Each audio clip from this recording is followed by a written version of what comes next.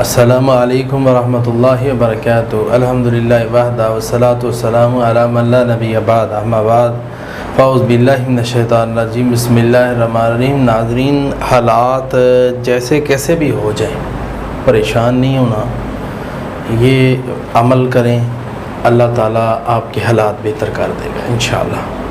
صحابہ کرام فرماتے ہیں ہمارے کلیجے منہ کو آ گئے، اتنے حالات ہمارے خراب ہو گئے کہ تو ہم نے اس موقع پہ پڑھا حسبنا اللہ و نعم الوکیل۔ اس کے اندر اتنی پاور ہے۔ پچھلے دنوں ایک بہت بڑی پریشانی بننے لگی تو یہی وظیفہ شروع کیا، ابھی کیا ہی ہے تو اللہ تبارک و تعالیٰ نے فوراً رخ ہی بدل دیا۔ ناظرین، آپ پڑھ کے دیکھیں، ایسے ہو جاتا ہے جیسے اگلے بندے کی عقل پہ اللہ نے پردہ ڈال دیا، تو وہ آپ کو پریشان کر ہی نہیں سکتا، آپ کے حالات خراب ہی نہیں کر سکتا۔ یہ والا وظیفہ اس کے ایک ہے حسبنا اللہ و نعم الوکیل، ایک ہے حسبی اللہ لا الہ الا هو علیہ توکلت وهو رب العرش العظیم۔